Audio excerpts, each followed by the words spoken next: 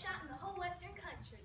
I'm Slewfoot Soot, and I'm the best catfish wrestler out there. I'm Paul the Lumberjack. I'm John Henry of Steel Dragons. I'm Takeoff Bill, and I run a tornado. I'm a referee.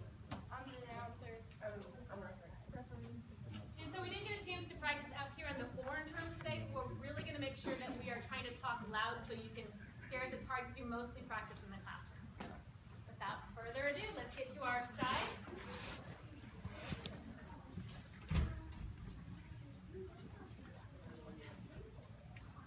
To our listening audience, good evening and welcome to the first inning showdown of the Not So Okay Corral.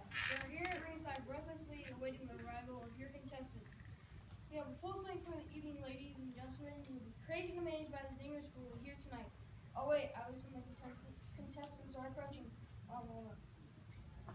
Yeehaw! I feel good tonight. This will be over soon. Yeehaw! Forgot about that, cowboy, and I thank you for the early congratulations. I wasn't talking about you. I was talking about me. I aim to win this here showdown. I heard you were a card, Bill. A real winemaker you are. What you just said was mighty funny, but I'll have you know that I'll be the last one standing. For my name isn't Calamity Jane. And we all know I can do anything you can, only better. I swear that Trembling and Fright, you can bet. They should be because you let a rank gun stand a chance against a real man, a lumberjack like me. Say, aren't you that Paul Bunyan fellow? That's right. I heard you like pancakes or something, so I hear. How are you gonna win? Bunny and gang us with that stinky miscolored cow of yours? Listen, pay, Coach Bill. Take us fluent to you. Listen, you babe is not a cow, he's an officer. Oh, babe, tough name. My widowmaker can take that cow for its one leg tied behind his name. Take that back or I'll whoop you. Never happened. I don't know, Bill. He's a big one, and I looked you several times myself. Never happened. Settle down, people. We don't want to run this bullshit out of here. This is their winner. You take the fun out of everything. Just my job, man. Else over here. Who's that slipping over yonder? Howdy, get your trophy up. Come on, go to the bridge. I prefer the old ways. That's fine too.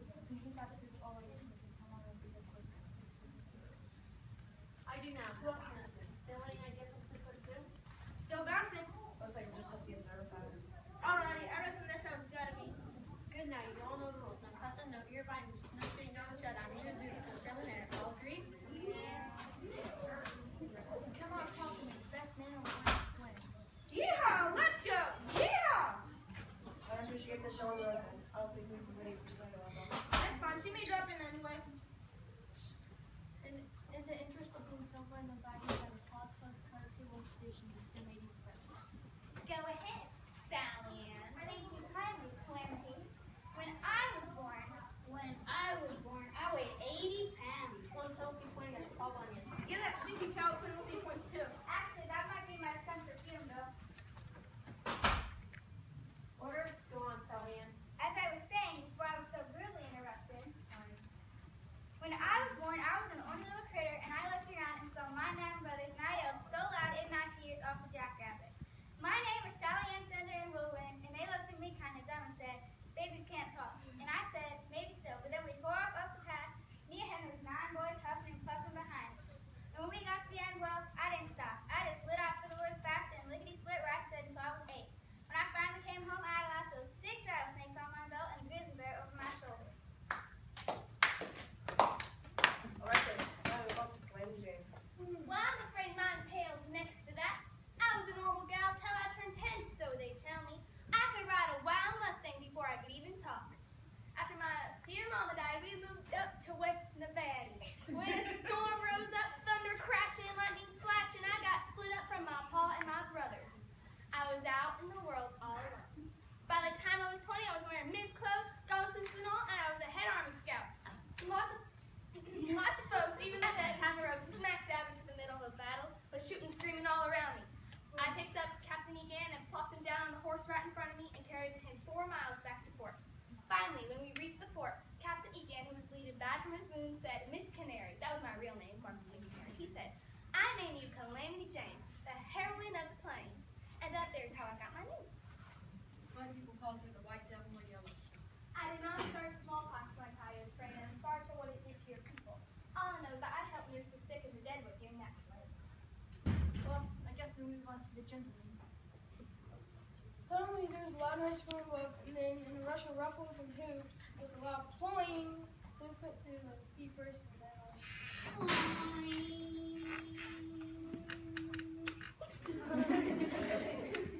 I do believe this is my turn. Sue, sweetheart, I ain't seen you in a month of Sundays. darn right, you were the named me earlier for throwing me. I tried to warn you. I told you not to get on Widowmaker, but you was too high colors and cocky, and you made me let you. So when he threw you up and you bounced in that big old whoop squirt, it was the funniest thing I'd ever seen. And you bounced again and again, higher and higher. Pretty soon there wasn't nothing I could do. So you tried to shoot me? It seemed like a good idea at that time. I thought you might be starving. Well, so you tried to shoot me. I guess I'm lucky. You're a bad shot. My aim is true. Maybe I must on purpose. Maybe I didn't want to lose my wife right after my wedding day. Still, it wasn't my fault you bounced up to the moon and back to the earth. Up and down, up and down, up and all those years. We'll discuss the matter later. I have some understanding right now. Ladies and gentlemen, Sleepfoot Sue. Thank you very much. Now, I do not mean to bore you to tears with dreary tales of my childhood, as these other ladies have done. Excuse me?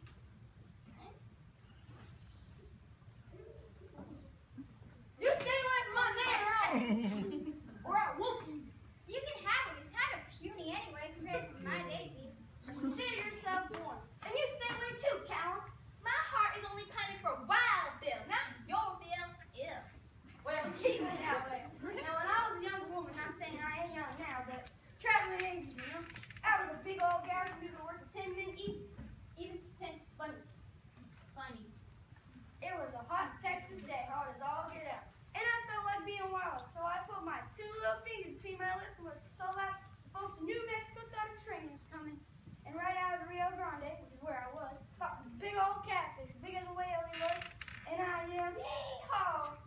And that big old catfish slapped his tail so hard, and I pumped all the water out of that river. And while he was there floundering around in that muddy puddle, I grabbed him around the neck and housed him to a standstill. Then I climbed his back away from my lasso and shooting my six-gun so fast the clouds were punched full of holes. And rain poured out and filled up that river again.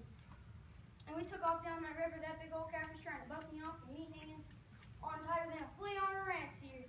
And as we came around a bend, I saw this big old cowboy up on the bluff, and I yelled howdy, and he yelled howdy. And that was the first time I saw Bill, and it was true love. So I jumped ashore, and that fish went on to like Captain Ahab or somebody. And Bill proposed to me that very day. And next day, we was married. And to make a long story short, show me how much he loved me. He let me ride that mangy horse Widowmaker. And I've bounced around ever since. And that's my story. We wake up now. You just hush.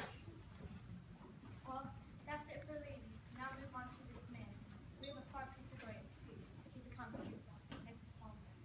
Now, I don't like to boast, and I don't like certain folks on my baby's piece of cow. Babies are blue ox and the most strongest and hardest working animal there is next to me. When I was born, it took 5 swords working overtime to turn me to my parents. I thought I loved it, and I didn't know the water to me.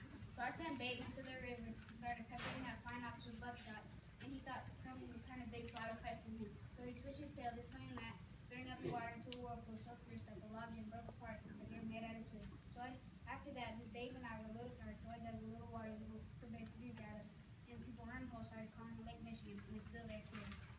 What a snooze. You can do better? Sure. I sure hope so. That's enough. I am done with it. Some of you may not know me, but I was a steel driver man, black as the rock. I blasted with my hammer, and the strongest and fastest man that ever worked the rails. I could lift that hammer and drill faster than any man, machine too. My hammer was like grease lightning, and many a holder lost his hand for failing to move it fast enough. We took a drill into Big Bear Mountain over a mile of solid rock. Me and my hammer and saw drill could clear 15 feet a day. My reputation traveled far and wide, and one day this man with a wood contraption showed up at camp and challenged me to a contest. And I told that little man, "What are you doing? You're picking a sled." And he said, "Not me. I want you to challenge my steam machine. It's the fastest drilling thing you've ever saw."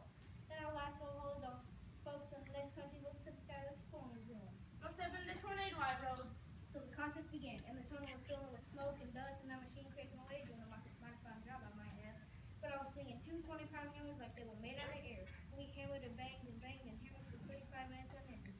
And at the finish, when the dust cleared, that machine had drilled a 9-foot hole, and the men stopped cheering, and a great hush fell into place because they thought I had failed. But then they added up my 2 holes in a total of 14 feet, and sure enough, I had won. But I was so dead tired, I fell to the ground and hit so hard that some folks thought an earthquake had struck. Even the mighty Mississippi sit, I knocked the horse. I heard you died from that contest. I said it was just a tall tale. It's an exaggeration. I'm here now. Can't you see? Since we have coyotes. Hey Bill, remember that time you helped me make the Grand Canyon? I recollect that event, but I don't really recall you being there. That's because neither one of you were there. I'm the one who dug out the Grand Canyon. Well, you're right. I was just kidding. I was sitting about the Columbia River in Colorado. My people were scraping many, and we were one of here. When we asked for help, we came to us. I was walking one day, a very hot day. It felt like some shade. So I asked my father in the great sky for a cloud, and the cloud came shaped. It was still very hot. One cloud was not good enough for me, so I asked the sky for more clouds. More clouds came. It was still hot, and my brother the ground was very thirsty, so I asked the sky for rain, and light rain began to fall. More rain I asked my father the sky, and the rain fell harder and harder until it was down. I asked for creeks to cool my feet, and the creeks picked up sight. I asked them to be deeper, and the creeks became more and more. Suppose I asked for too much. We must be careful what we ask for. The river caught me and pulled me along, tossing me on its mighty back, playing with me to make the rain. The last nearly drowned, and was thrown in the water on the shore. The river rushed on its way. I was very weak and I fell into a deep sleep. When I awoke, my cousins the buzzard were staring me in the face, saying that I was dead. But I yelled at them, I'm not dead yet, and I told them my friend the river would get them to wait here. That's how the Conqueror River came. Alright then, my last layer. Good storytelling. Night, yeah, I got some. Thanks. Well, I'm so famous and well known that you have probably heard every story I might tell. Just get on with it, Bill. We have business to finish. Yeah, okay. Well, then when I was a young sprout, knee-high to a grasshopper, I was running with my family in the wagon. Now there was oodles of kids, so many my folks could barely keep them straight. And as we crossed through a washout, I fell out of the wagon. Well, I hollered, but there was so much noise they didn't hear me, and I got left behind. Well, I wandered around a bit, but since I was only 3 days old, there wasn't much I could do for myself. As luck would have it, a pack of coyotes came by about that took me in. I've never forgiven my brothers for that.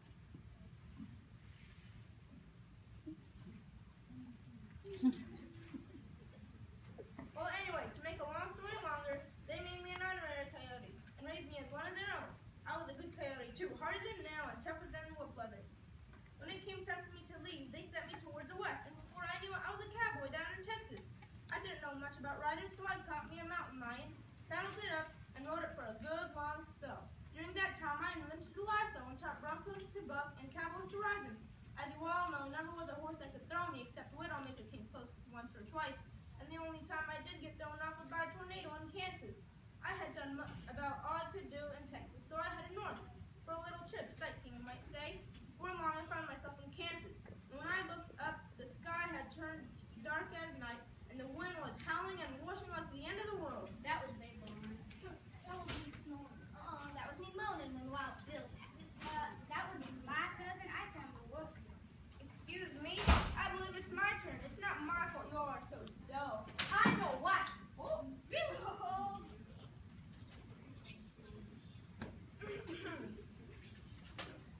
No, it was a tornado. Like I